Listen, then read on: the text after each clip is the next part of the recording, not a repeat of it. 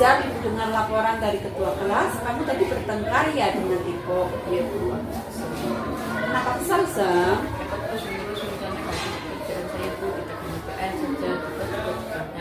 Oh begitu, ya wajar aja sih kalau kamu marah. Jika ibu berada di posisi kamu, ibu juga akan marah dan kesal Sam.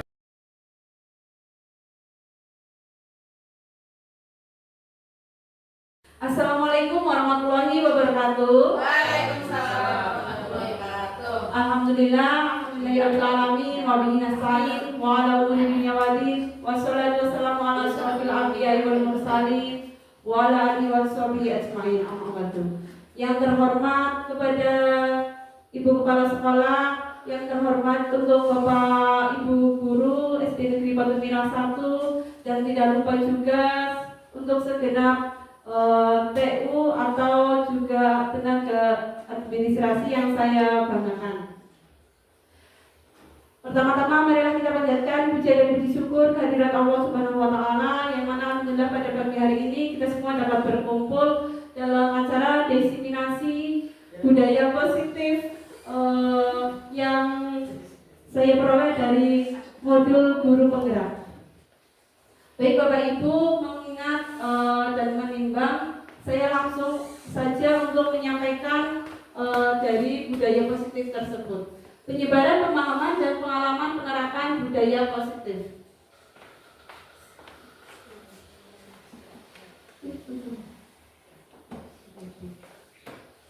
Topik perbincangan atau akal seperti yang saya sampaikan yang pertama yaitu filosofi pendidikan Ki Hajar Dewantoro, kedua yaitu nilai dan peran seorang guru penggerak, dan ketiga yaitu pengenalan budaya positif sekolah.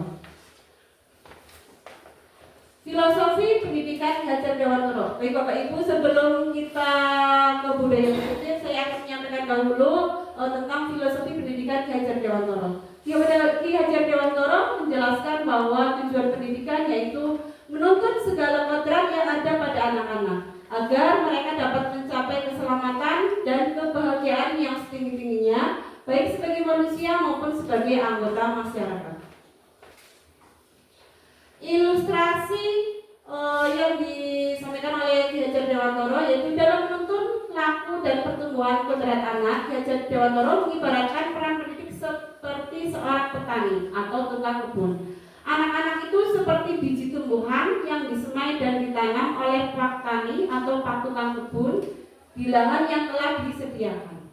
Anak-anak itu bagaikan butir-butir jagung yang ditanam. Bila biji jagung ditempatkan di tanah yang subur dengan mendapatkan sinar matahari dan pengairan yang baik, maka meskipun biji jagung adalah bibit jagung yang kurang baik atau kurang berkualitas, dapat tumbuh dengan baik karena perhatian jagung yang disemai adalah bibit berkualitas bagus. Namun tumbuh di lahan yang gersang dan tidak mendapatkan pengairan dan cahaya matahari serta tangan dingin petani, maka biji jagung itu mungkin tumbuh namun tidak akan optimal.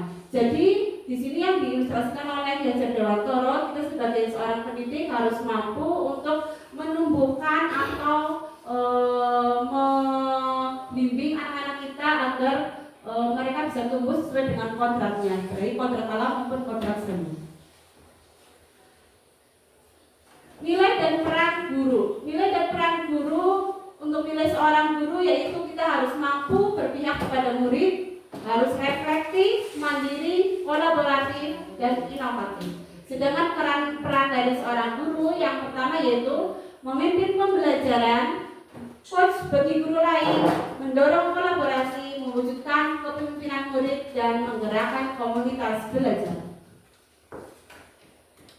Baik Bapak dan Ibu guru, di sini saya sudah menyediakan ada 4 pertanyaan pematik. Bila Bapak dan Ibu setuju, silakan Bapak dan Ibu saya sediakan untuk kertas. Nanti Bapak dan Ibu bisa menjawab dari 4 pertanyaan pematik tersebut dan ditempelkan di tempat yang sudah disediakan. Pertanyaan yang pertama yaitu, apakah Bapak Ibu setuju bila pertama pemberian hukuman dapat mendisiplinkan siswa, 2 pemberian hadiah meningkatkan prestasi siswa, 3 guru harus mampu memberikan solusi untuk setiap siswa yang bermasalah, 4 guru berperan sebagai teman bagi siswa. Silakan Bapak dan Ibu guru untuk menuliskan jawabannya di kertas yang saya sediakan dan silakan untuk ditempel di depan.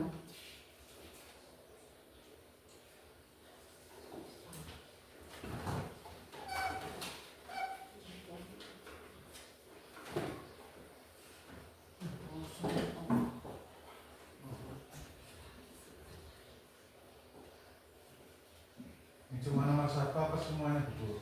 Semuanya Pak. Ya, silakan untuk yang sudah selesai ditempel di depan.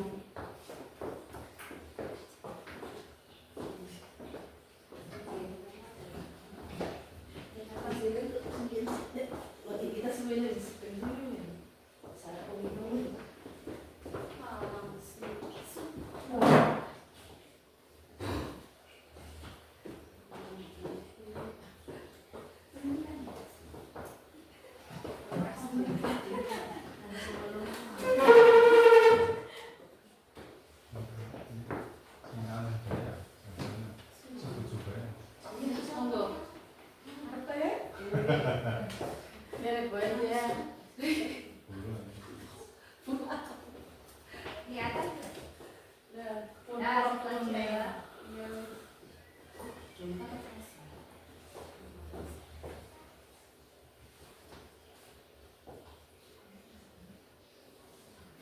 Monggo Bapak.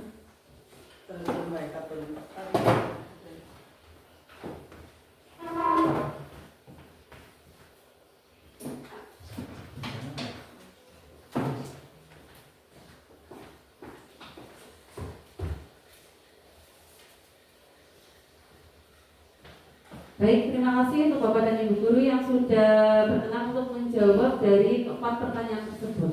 Untuk pertanyaan yang pertama yaitu pemberian hukuman dapat mendisiplinkan siswa. Untuk jawaban Bapak dan Ibu guru di sini tidak setuju, tidak setuju, tidak setuju, tidak setuju. Semuanya itu menjawab tidak setuju. Silakan salah satu Bapak Ibu guru untuk menyampaikan alasan tersebut.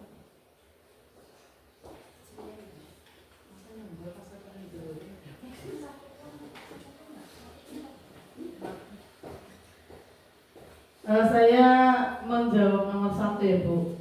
Pemberian hukuman dapat mendisiplinkan siswa. Saya tidak setuju karena hukuman itu sifatnya mendadak. Contohnya anak berangkat terlambat langsung dihukum tanpa tahu hukumannya apa, itu sebenarnya tidak baik seperti itu. Saya malah lebih setujunya ada konsekuensi. Jadi ada kesepakatan kelas dulu, terus nanti anak tahu kalau saya terlambat berarti hukumannya ini, seperti itu. Jadi konsekuensinya bukan hukumannya, konsekuensinya ini, seperti itu Bu. Baik, terima kasih untuk Ibu guru yang sudah menyampaikan dengan sangat tepat. Untuk yang kedua yaitu pemberian hadiah meningkatkan prestasi siswa. Silakan. Oke, baik, saya akan memberikan tanggapan tentang pemberian hadiah meningkatkan prestasi siswa. Menurut saya itu betul, setuju, karena dengan diberikan hadiah anak itu cenderung akan ketagihan, terus motivasinya juga meningkat. Dengan pemberian hadiah juga anak merasa hasil dari kerja kerasnya itu diakui. Seperti itu. Terima kasih. Terima kasih.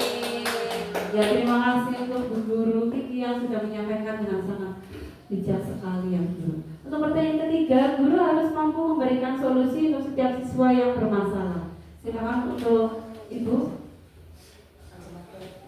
Guru harus mampu memberikan solusi untuk setiap siswa yang bermasalah. Saya sangat setuju ya. Jadi daripada kita memberikan hukuman, maka alangkah baiknya kita itu memberikan solusi untuk setiap siswa yang bermasalah. Apalagi ketika kita meminta anak untuk mencari solusi dari permasalahan yang telah mereka lakukan. Jadi apa jalan keluar dari permasalahan yang mereka lakukan? Seperti itu Ibu.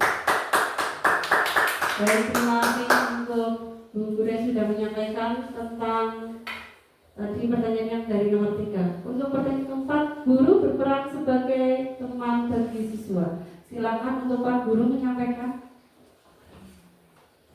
Terima kasih atas waktu yang diberikan kepada saya. Saya akan mencoba menjawab nomor 3. Pertanyaan guru berperan sebagai teman bagi siswa. Menurut saya ini barangkali berbeda pendapat, bisa diluruskan atau bagaimana. Menurut saya apabila guru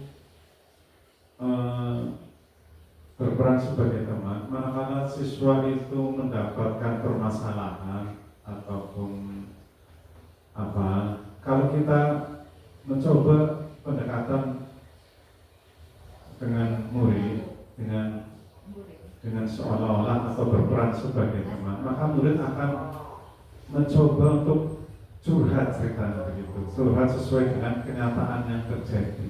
Itu menurut saya. Terima kasih. Baik, terima kasih. Betul sekali apa yang disampaikan. Kita sebagai teman bagi siswa itu dapat menjadikan rasa nyaman dan mereka itu bisa menyampaikan apa yang mereka rasakan. Baik, untuk selanjutnya yaitu saya akan menyampaikan tentang budaya positif. Budaya positif adalah nilai-nilai, keyakinan-keyakinan, dan kebiasaan-kebiasaan di sekolah yang berpihak pada murid agar murid dapat berkembang menjadi pribadi yang kritis, penuh hormat, dan bertanggung jawab.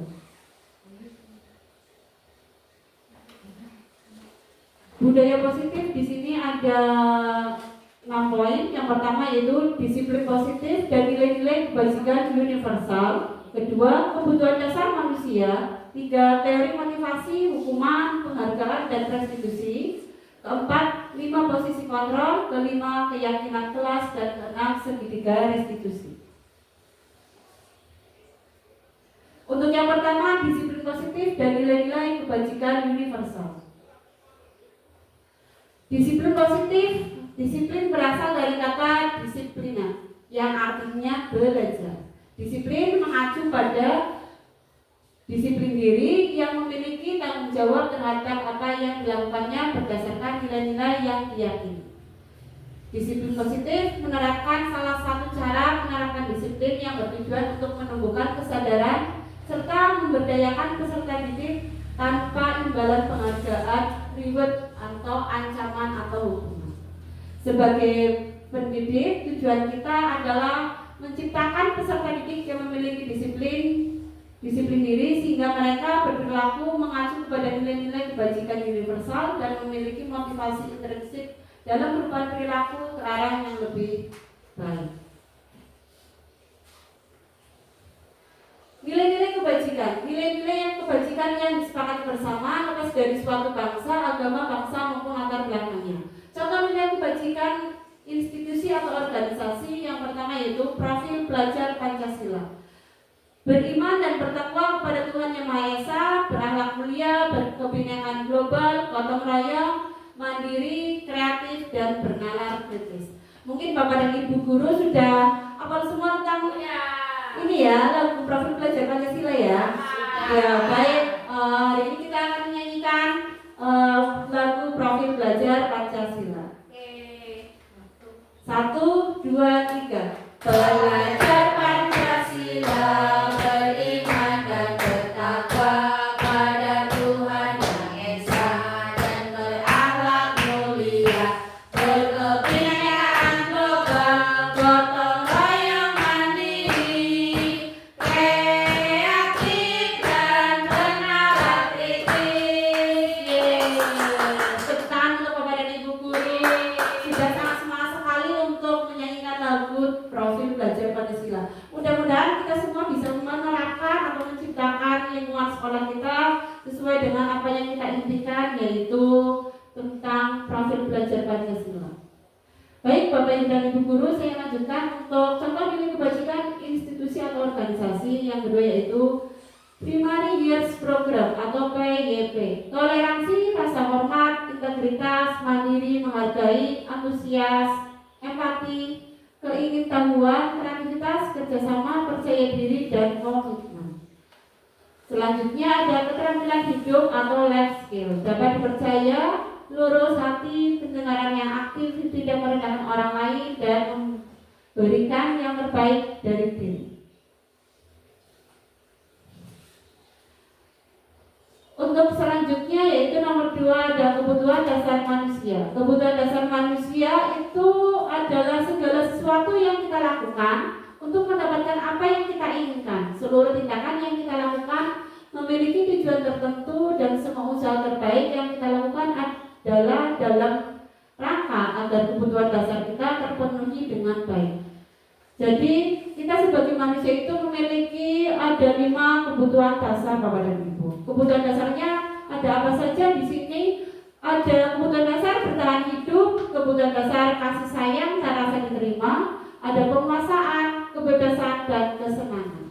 5 kebutuhan dasar ini seharusnya dapat dipenuhi oleh kita semua. Tapi bila mana ada kebutuhan dasar yang tidak terpenuhi, maka akan terjadi kekurangan dalam diri kita. Misal kita kekurangan kasih sayang dan rasa diterima akan menjadikan kita sebagai individu yang tidak bisa bersosialisasi terhadap lingkungan, seperti itu. Untuk kebutuhan dasar yang pertama yaitu bertahan hidup. Di sini untuk yang bertahan hidup ada makanan, pakaian, tempat tinggal, keamanan dan kesehatan. Untuk kebutuhan rasa kasih sayang dan rasa diterima itu berarti ada rasa diterima, dipedulikan, berbagi, bekerja sama, menjadi bagian dalam kelompok. Itu untuk kebutuhan kasih sayang dan rasa diterima. Untuk selanjutnya yaitu ada kebutuhan penguasaan, harga diri, keinginan untuk dianggap, memimpin, berprestasi, diakui dan didengar. Untuk kebebasan ada mandiri, memiliki pilihan, mencoba hal baru, mampu mengendalikan arah dirinya. Jadi itu kita punya kebebasan untuk bersikap mandiri, untuk menentukan apa saja yang kita inginkan, apa saja yang kita lakukan. Kita mempunyai kebebasan atau mandiri. Selanjutnya yaitu ada kebutuhan kesenangan, bermain, humor, antusiasme dan tertawa. Itu untuk 5 kebutuhan dasar. Selanjutnya yaitu ada teori motivasi, hukuman, penghargaan dan restitusi. Motivasi perilaku manusia untuk menghindari ketidaknyamanan hukuman itu termasuk ke dalam motivasi intrinsik. Ada juga untuk mendapatkan imbalan, penghargaan dari orang lain. Berarti motivasi di sini ada 2, ada motivasi ekstrinsik dan motivasi intrinsik. Untuk motivasi ekstrinsik yang tadi sudah saya sebutkan yaitu untuk menghindari ketidaknyamanan atau hukuman, maka saya termotivasi. Selanjutnya untuk mendapatkan imbalan karena saya ingin mendapatkan imbalan, hadiah atau penghargaan dari guru atau dari seseorang, itu menjadi motivasi ekstrinsik seseorang. Selanjutnya yaitu motivasi intrinsik. Motivasi intrinsik itu untuk menjadi orang yang mereka inginkan dan menghargai diri sendiri dengan nilai-nilai yang mereka percayai. Dari motivasi intrinsik itu tumbuh dari hati mereka sendiri, keinginan mereka untuk terus berubah, terus berkembang dan terus untuk melakukan perbaikan ini. Selanjutnya yaitu ada hukuman, konsekuensi dan restitusi. Untuk hukuman ini tidak terencana atau tiba-tiba, dilakukan secara tidak berencana, secara langsung. Yang selanjutnya ada murid tidak tahu apa yang akan terjadi atau tidak dilibatkan. Terus ada bersifat satu arah. Satu arah berarti ada salah satu orang yang menghukum dan yang lainnya hanya melaksanakan hukuman. Terus ada berupa hukuman fisik atau psikis. Ini termasuk dalam hukuman fisik. Biasanya hukuman ini anak disuruh untuk lari keliling lapangan atau anak disuruh untuk membersihkan WC atau toilet yang kotor. Terus anak yang terlambat disuruh untuk berdiri di bawah tiang bendera. Nah, itu ada beberapa macam hukuman yang sering terjadi di luar sana yang harusnya kita hindari Bapak dan Ibu. konsekuensi. Konsekuensi yaitu terencana atau disepakati sesuai peraturan. Jadi konsekuensi ini dilaksanakan sesuai dengan peraturan yang ada di sekolah. Ada juga murid yang tetap dibuat tidak nyaman. Terus ada sikap guru selalu memonitor murid. Jadi di sini masih menurut saya untuk penerapan konsekuensi ini masih kurang karena guru hanya sebagai pengontrol, tidak ada timbal balik dari seorang murid. Terus selanjutnya ada restitusi. Restitusi yaitu proses menciptakan kondisi bagi murid untuk memperbaiki kesalahan. Berarti di sini untuk restitusi ini guru itu menciptakan sebuah kondisi bagi murid-muridnya agar mereka itu dapat memperbaiki kesalahan mereka sendiri, seperti itu. Terus ada proses kolaboratif yang mengajarkan murid untuk mencari solusi sendiri, seperti dalam poin 1. Jadi mereka itu bekerja sama atau saling berkolaborasi dengan sesama teman atau dengan guru untuk memecahkan suatu masalah. Jadi mereka mempunyai kesadaran sendiri sehingga mereka itu tidak akan melanggar suatu peraturan. Selanjutnya di sini ada posisi kontrol guru. 5 posisi kontrol guru. Yang pertama yaitu penghukum. Untuk penghukum di sini guru hanya bisa menghukum anak-anak yang melakukan kesalahan atau melanggar peraturan sekolah. Yang kedua yaitu pembuat merasa bersalah. Terus ada guru sebagai teman, ada yang sebagai pemantau dan sebagai manajer. Contoh penerapan 5 posisi kontrol guru, ada kasus siswa yang tidak memakai atribut lengkap saat upacara bendera. Penghukumnya di sini guru yang bertindak sebagai penghukum itu akan menerapkan hormat pada bendera selama 2 jam. Ini untuk posisi kontrol guru sebagai penghukum. Sedangkan untuk posisi kontrol guru sebagai pembuat merasa bersalah itu akan menyampaikan berapa kali ibu bapak harus memberitahu kamu selalu saja mengecewakan ibu dan bapak guru. Itu membuat pemantau, posisi guru sebagai sebagai pembuat merasa bersalah. Berarti di sini guru itu akan menanyakan kenapa mereka ini melanggar peraturan. Mereka akan menanyakan kepada siswanya karena siswanya itu sudah mengecewakan bapak dan ibu guru. Terus ada lagi sebagai teman. Ayo dong ikuti aturan sekolah, tolong bantu ibu bapak ya sekali ini. Ya sudah, tidak apa-apa, lain kali jangan sampai berbuat seperti ini lagi ya. Itu berarti guru sebagai teman. Untuk selanjutnya yaitu sebagai pemantau. Kamu sudah melanggar peraturan sekolah, kamu tahu konsekuensinya. Setelah upacara kamu beli atributnya ke koperasi dan jangan diulangi lagi ya. Itu biasa yang kita lakukan ya. Kita sebagai pemantau. Dan selanjutnya yaitu sebagai manajer. Apakah kamu tahu kesalahanmu? Kira-kira bagaimana kamu memperbaiki kesalahanmu? Ini berarti kita menanyakan kepada siswa yang melanggar tersebut tentang apa sih yang mereka lakukan, kesalahan apa yang mereka lakukan, terus apa yang mereka lakukan untuk memperbaiki kesalahan tersebut. Baik Bapak dan Ibu Guru, di sini saya sudah menyediakan untuk kita memahami 5 posisi kontrol.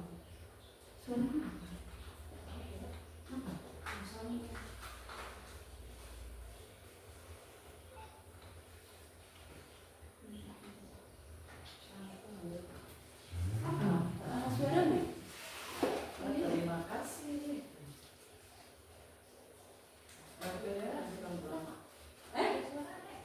Yang berarti langsung bayar. Ya.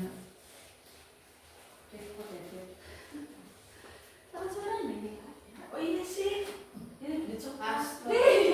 Apa sekarang dia jadi begini mau tiap nanti? Lanjut orang fasil. Kan suka Lah, tapi nanti suci mau apa? Iya. Orang jahit Oh, jadi. Jadi kan ada acara khusus kayak siang makanya posisi perfect. Jam 12 malam. Kenapa jero wani itu?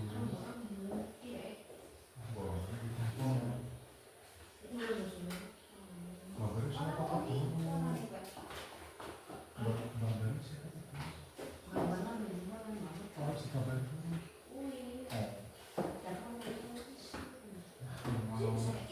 Bulan berapa sampai? Orang kecil ini. Coba. Mana lah? Orang mau nih.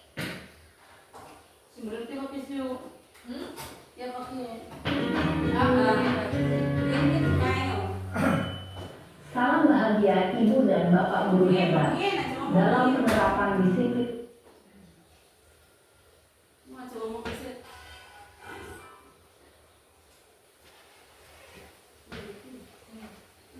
Terus aku bener kok. Terus kayak langsung.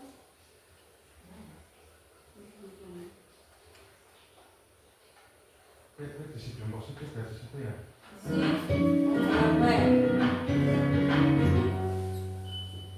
Salam bahagia Ibu dan Bapak Guru hebat dalam penerapan disiplin positif restitusi. Salah satu program yang dikembangkan adalah 5 posisi kontrol. 5 posisi kontrol dalam restitusi adalah proses perjalanan seorang pendidik agar dapat mengenali dirinya. Pada video kali ini, kita akan membahas tentang 5 posisi kontrol yang dikembangkan oleh Diane Dawson dan contoh penerapannya.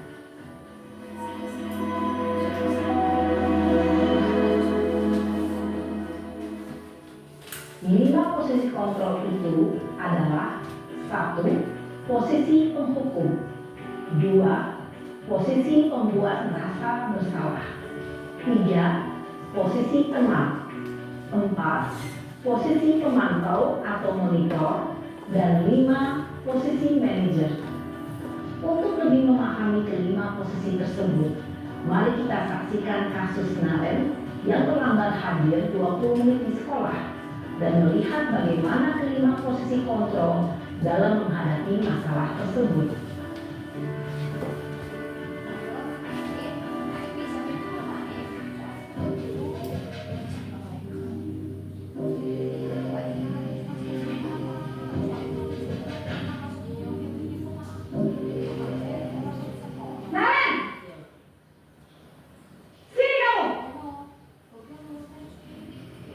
Selamat pagi, Bu. Selalu terlambat. Kamu deh, pasti terlambat. Maaf, Bu. Saya Apa? Apa coba? Alasan kamu apa lagi? Kapan sih kamu tidak terlambat? Malas sekali ya kamu jadi anak. saya Dasar pemalas.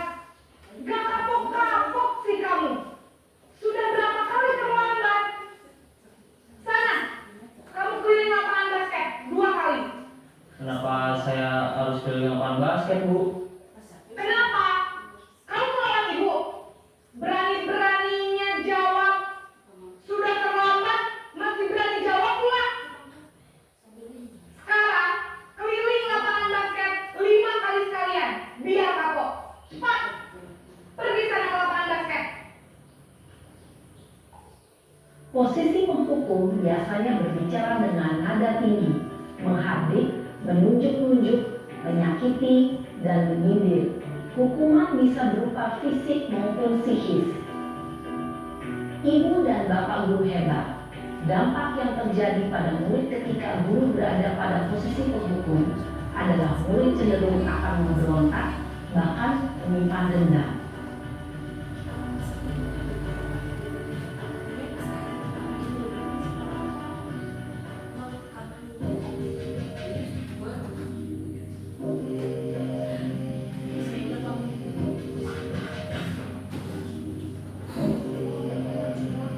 Naren!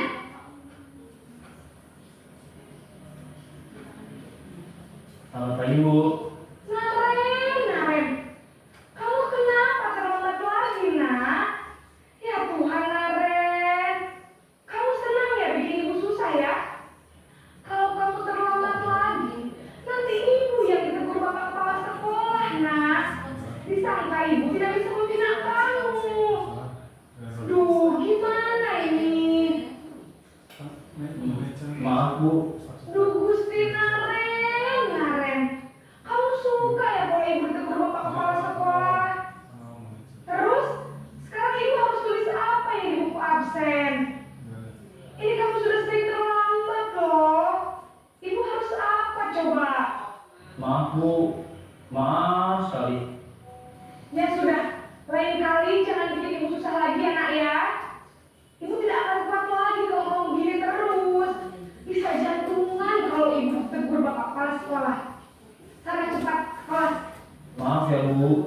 Maaf sekali.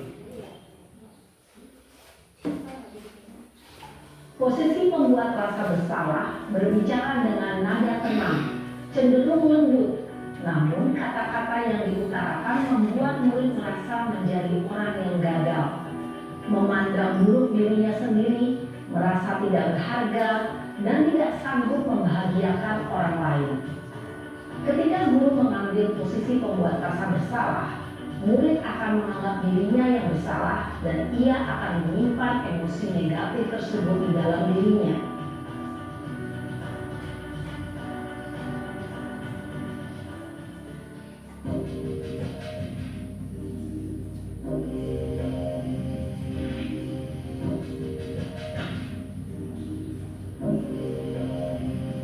Nan!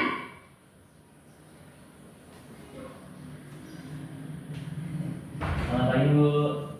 Wah, sudah jam berapa ini, Nak? Terlambat lagi ya, sayang. Iya, Bu. Habis ibu saya belum membangunkan saya, Bu. Kamu malah menyalahkan ibu kamu. Kamu bukannya anak yang larinya paling kencang. Kok terlambat sih? Iya, Bu. Saya memang terlambat bangun tadi. Jadi, biarpun saya lari kencang, tetap gak kekejar, Bu. Ya sudah sana. Nanti lain kali larinya lebih kencang lagi ya. Biar gak terlambat lagi. Bikin seneng ibu. Demi ibu. Bisa kan? Bisa, Bu. Ya sudah sana masuk kelas. Ibu beresin urusan absen kamu. Kamu ini ada-ada saja.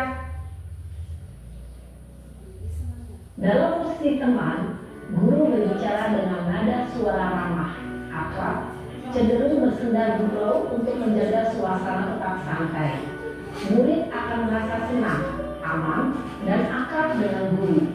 Identitas yang tercipta adalah identitas sukses atau berhasil. Namun, perlu diingat, karena ini masih dorongan eksternal, maka ada faktor ketergantungan dari murid kepada orang tertentu. Di sini guru aksennya, sehingga di lain waktu murid bisa berperilaku baik, namun hanya kepada orang-orang tertentu saja.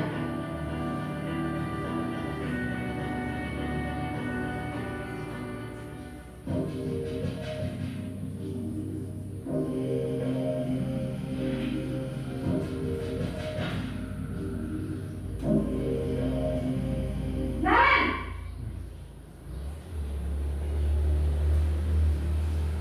Selamat pagi, Bu. Naren, apa peraturan sekolah kita tentang jam berapa kita harus masuk sekolah, Nak?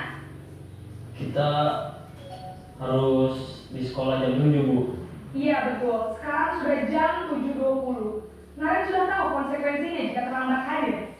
Paham, Bu.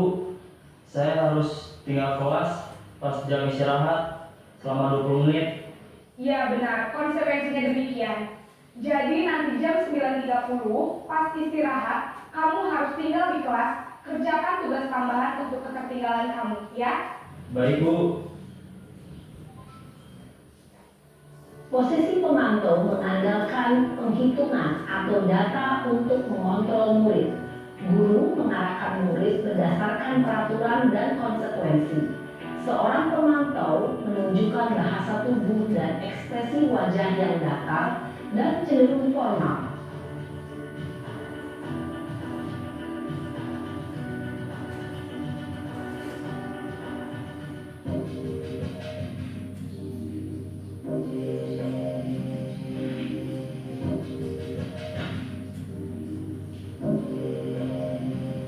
Naren!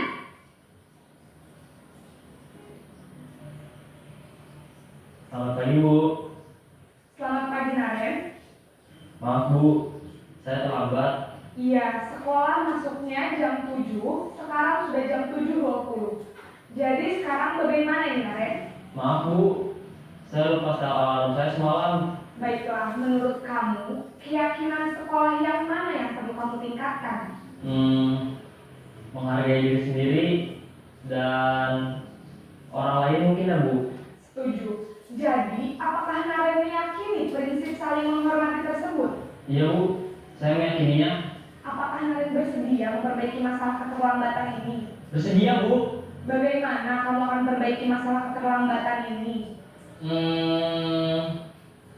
Saya akan coba untuk tidak lupa menyetel alarm saya, Bu.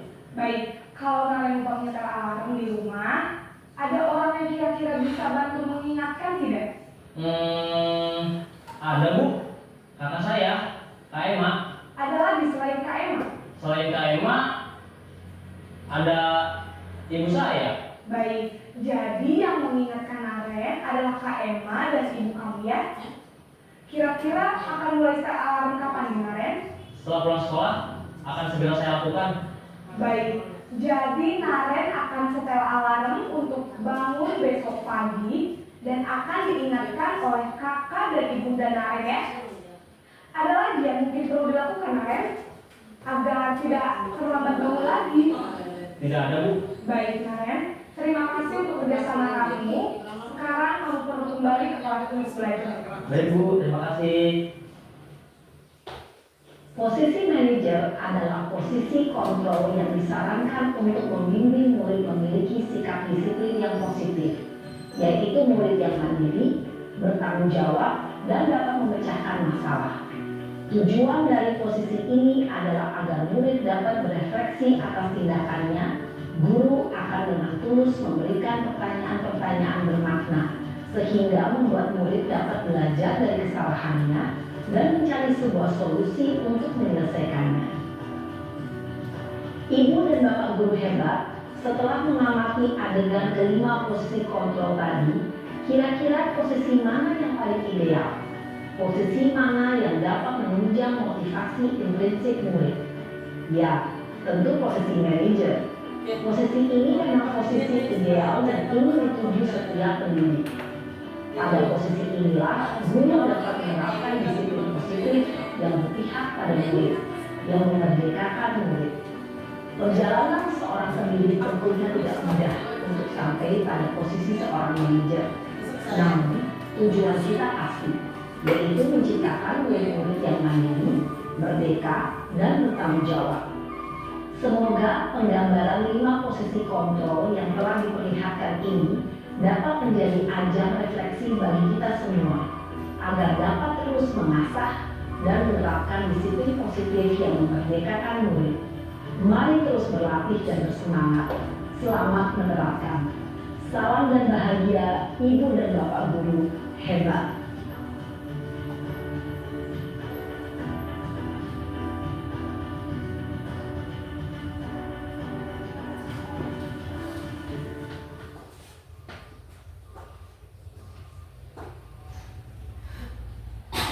Baik Bapak dan Ibu guru, dari video yang tadi sudah ditampilkan itu kita sebagai guru harus mampu untuk menjadikan atau menerapkan posisi kita sebagai seorang manajer nih. Baik, untuk selanjutnya itu posisi kontrol. Apakah aku saya kecewa sekali dengan kamu? Menurut Bapak dan Ibu ini Merasa bersalah. iya betul sekali, membuat merasa bersalah.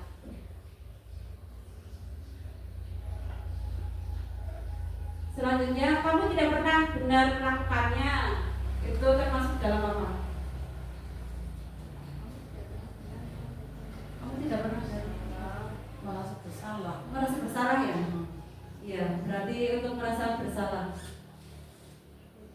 Apa rencanamu untuk menyelesaikan masalah ini? Ini berarti yang ditanyakan kepada murid ya. Itu berarti masuk ke dalam manajer. Ayolah lakukan bagi Bapak Ibu ya. Termasuk dalam apa? Iya, itu berarti termasuk dalam teman. Kamu tidak pernah mendapat nilai jika tidak mengerjakan tugas. Hukum. Termasuk dalam apa Bapak Ibu? Kamu tidak pernah dapat nilai Iya. jika kamu mengerjakan tugas. Teori bagaimana? Itu berarti termasuk ke dalam termasuk dalam ya. Termasuk dalam menghukum. Nah, Bapak dan Ibu, kita ice breaking dulu sebentar untuk sebelum melanjutkan ke selanjutnya. Ya, ini ada permainan akronim, yaitu caranya bagaimana. Untuk permainan akronim, jika saya menyebutkan panjang, maka Bapak dan Ibu pendek.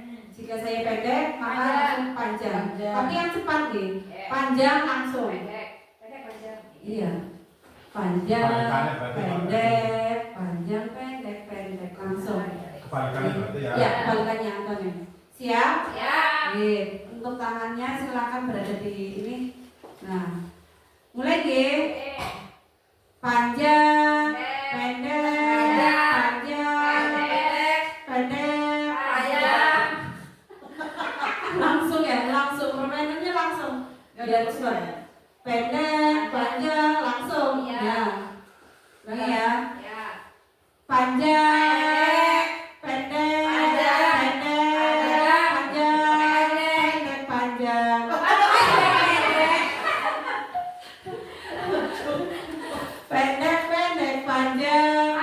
Panjang, pendek. Pendek, pendek. Panjang, pendek.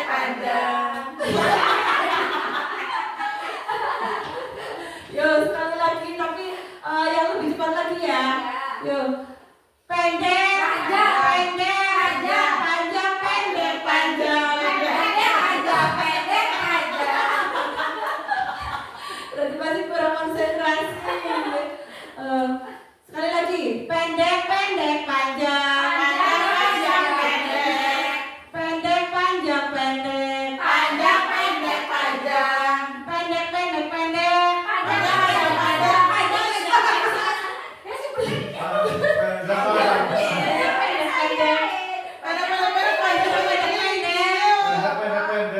Pendek dong, panjang. Ya baik, terima kasih untuk istrinya. Ya, selanjutnya. Ya, di sini ada keyakinan kelas.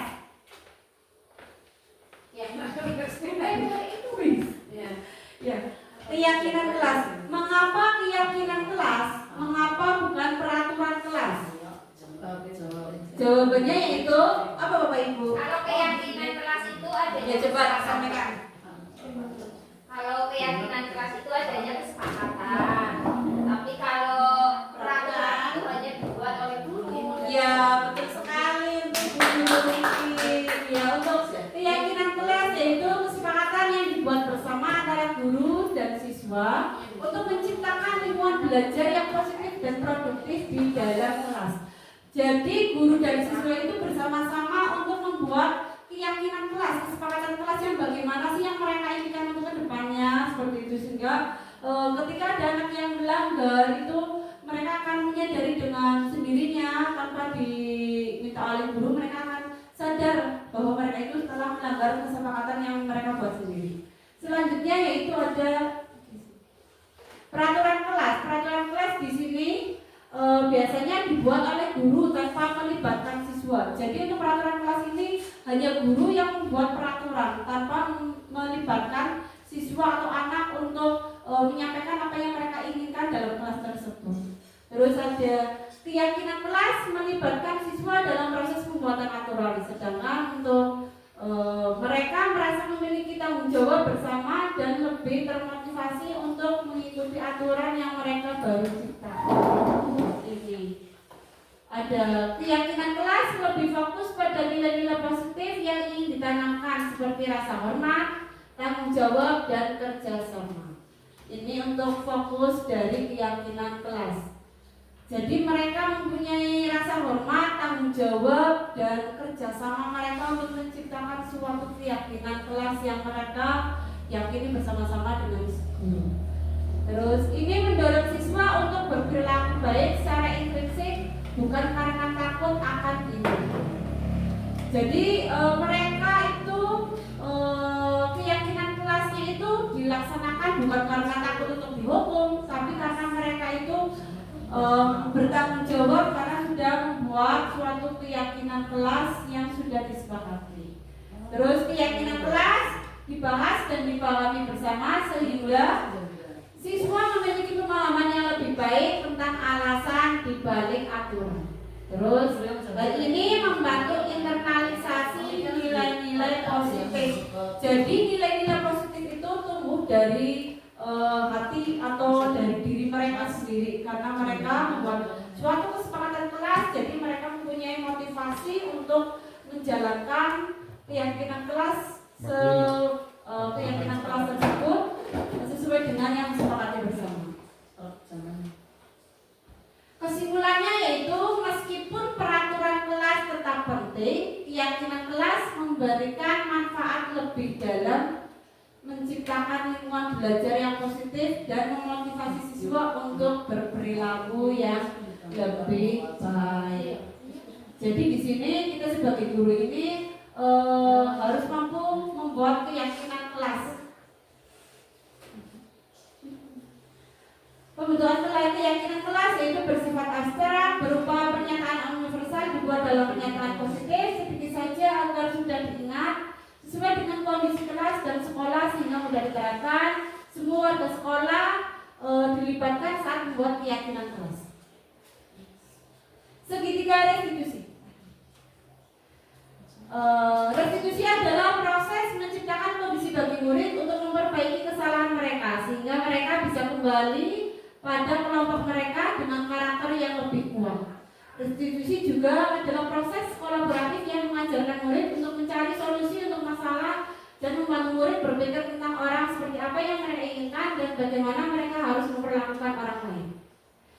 Segitiga restitusi, di sini saya sudah menampilkan untuk segitiga restitusi, yaitu ada validasi tindakan yang salah, menanyakan keyakinan, dan menstabilkan identitas. Ini dari 3 tahapan segitiga restitusi.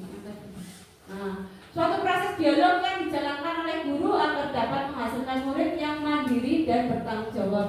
Di sini ada segitiga restitusinya dan tahapan-tahapannya. Di sini saya sudah menerapkan untuk segitiga restitusi yang saya terapkan pada murid saya yang bernama Nizam. Dengan laporan dari ketua kelas, kami tentang yang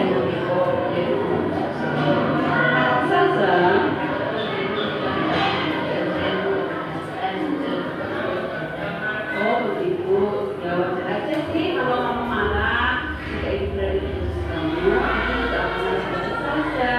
Lalu apa yang kamu lakukan pada ibu?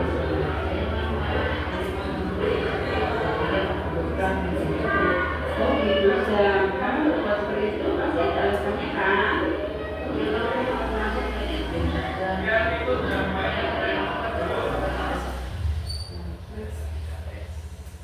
Baik, kepada Ibu, dari hasil tadi saya melakukan restitusi kepada siswa saya yang bernama Nizam, yaitu melakukan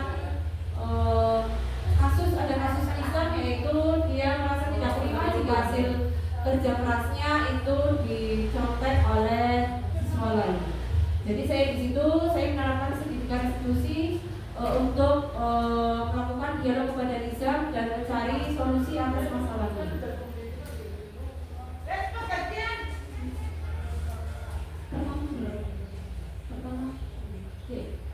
Ya, saya melakukan penstabilan identitas yaitu berdasarkan prinsip membuat kesalahan adalah bagian dari proses pembelajaran.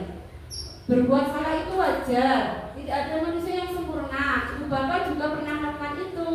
Ibu bapak tidak mau mencari siapa yang salah, tetapi ibu bapak ingin mencari solusi dari permasalahan ini. Kamu berhak merasa begitu. Nah, itu masuk dalam menstabilkan identitas. Validasi tindakan yang salah, yaitu berdasarkan prinsip setiap perilaku berupaya memenuhi suatu kebutuhan tertentu. Di sini kamu pasti punya alasan mengapa melakukan hal itu. Di sini guru menanyakan memvalidasi tindakan dari siswa. Padahal kamu bisa melakukan yang lebih buruk dari ini ya. Kamu patut bangga karena telah melindungi sesuatu yang penting buatmu. Itu termasuk dalam validasi tindakan yang salah. Selanjutnya adanya menanyakan keyakinan. Berdasarkan prinsip teori kontrol bahwa pada dasarnya kita termotivasi secara intrinsik. Apa keyakinan kelas kita? Di sini menanyakan keyakinan kelas kepada siswa. Nilai-nilai apa yang telah disepakati bersama? Seperti apa gambaran sebuah kelas yang ideal menurut kamu? Terus saja, kamu ingin menjadi orang yang seperti apa? Itu termasuk dalam keyakinan. Menanyakan keyakinan. Baik, Bapak dan Ibu guru, di sini kita sudah masuk ke dalam sesi penutup, yaitu kita dapat menyimpulkan dalam menerapkan program bisnis positif, hendaknya guru memiliki standar kepribadian, profesional dan sosial yang baik, di mana guru mampu merefleksi dirinya dalam posisi kontrol saat ini. Bagaimana perjalanan dirinya sebagai among atau manajer yang menuntut muridnya menjadi insan yang mandiri, merdeka dan bertanggung jawab.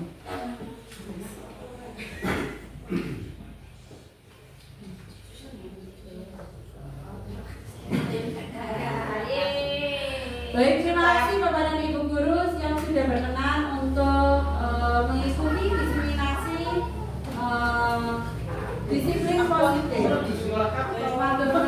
Wassalamualaikum warahmatullahi wabarakatuh. Waalaikumsalam.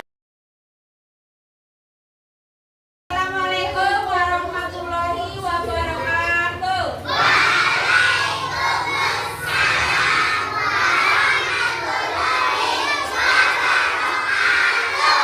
Ya, alhamdulillah anak-anak, hari ini kita